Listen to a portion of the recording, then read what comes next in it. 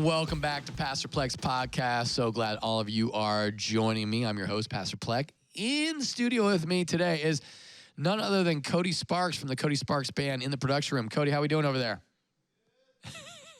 Also, I have Jacob Laldin, fearless intern here at Wells Branch Community Church. So happy to be here. And Nicole Super Trooper Troup. She is here to keep us all on task. I do what I can.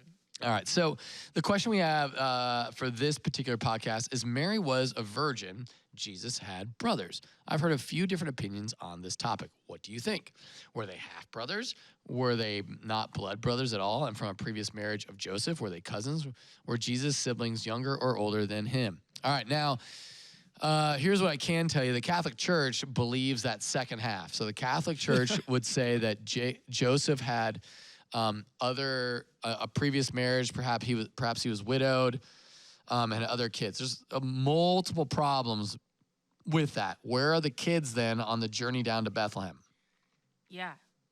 And the Bible never mentions them. Yeah, and so the brothers are mentioned, as ones whom Jesus grew up with, his brothers and sisters. Now, some people would say they're brothers in the sense that we are all brothers. They all came from a small town, and that's my brother Jacob over here. That's my sister Nicole over here. And so maybe from that perspective, but that's just a stretch. We know that John the Baptist is Jesus' cousin, as well as James and John are Jesus' cousin as well. Kind of ironic. So it's kind of weird because Salome was their mom, and Salome was Mary's sister. Kind of wild. Yeah.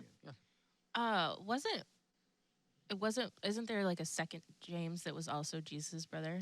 Yeah. So and he ended up being one of his disciples? Yeah. So James, after Jesus rose from the dead, 1 Corinthians 15 says that he appeared to Peter first and all the disciples, and then James, his brother.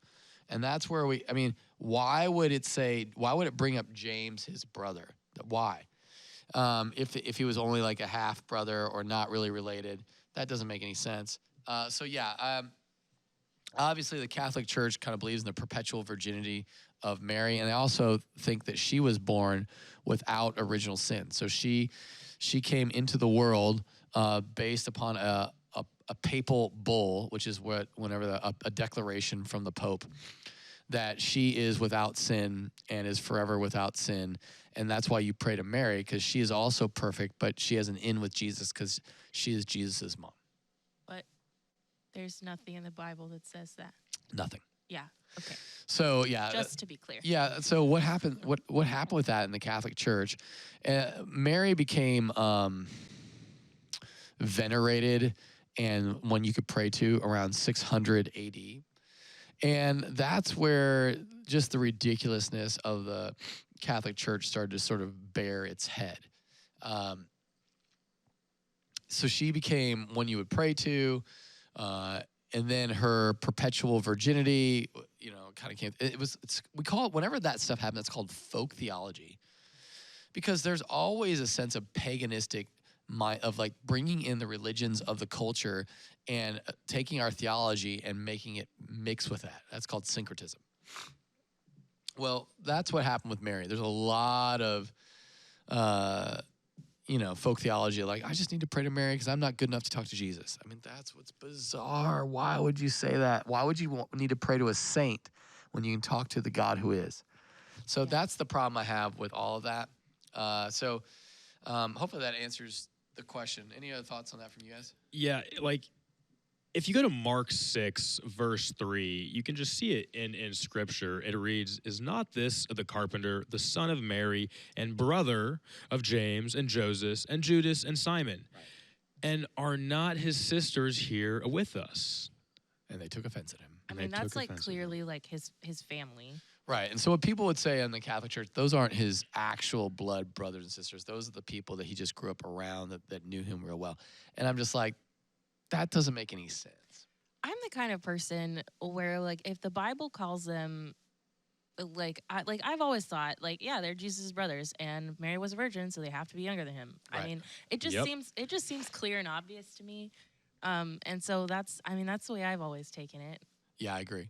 And so also, yeah, that's the only thing I got on that.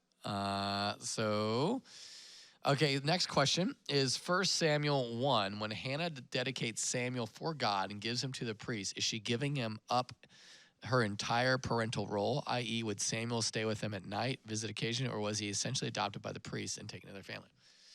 All right, well, we know that whenever Hannah prays, she gets pregnant, and then when he is 5 years old and weaned, she takes him up to the priest and drops him off and heads home. And then every year she would come to Jerusalem and visit and give him a brand new outfit that she made. And so that is so essentially Eli became his adoptive father, and he grew up kind of like at a boarding school, so to speak, with the high priest, his dad.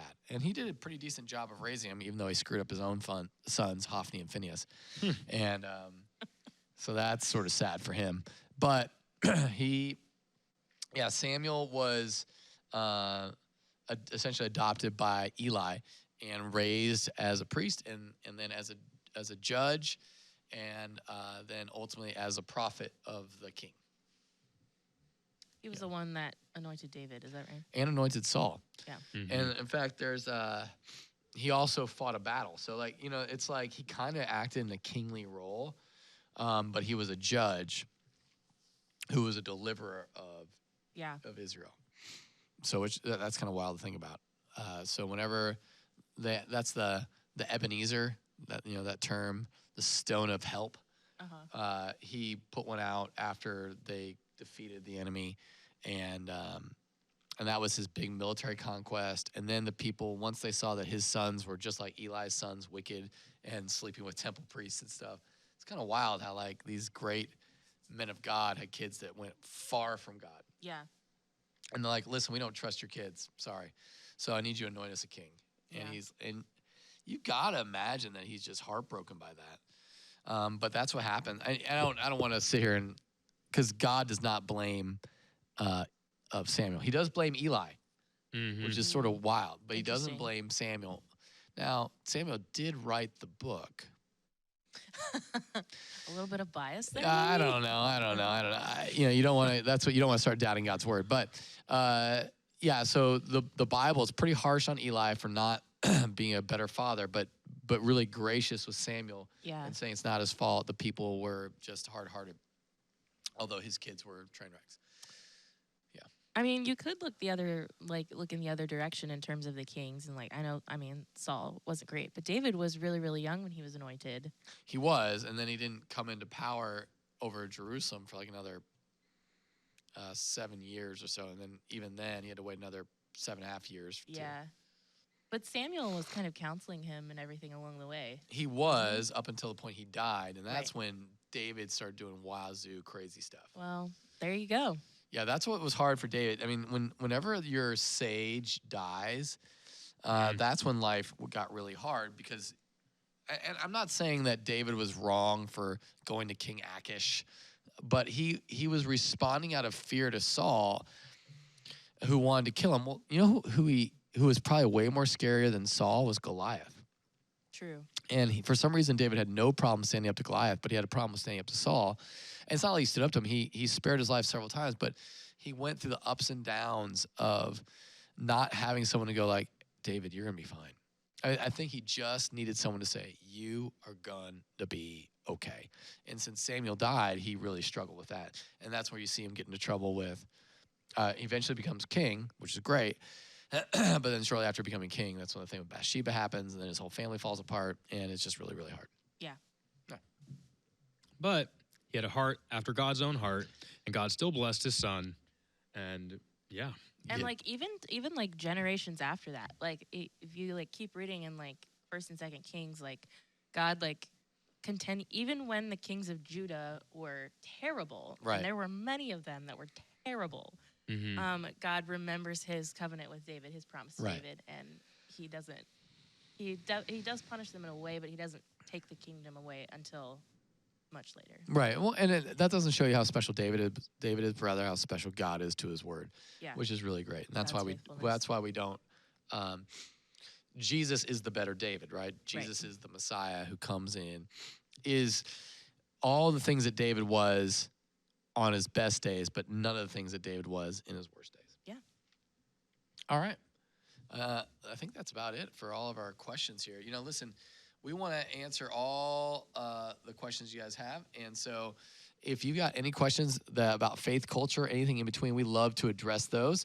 And really grateful for all of you listening. Make sure you share, subscribe, do all the things on your platform. And let us know what you think by giving us a sweet review. Just you hit like 5 stars and keep moving. You can rate each great. one of us. Yeah, that's right. Really grateful for all of you for listening. So from our house to yours, have an awesome week.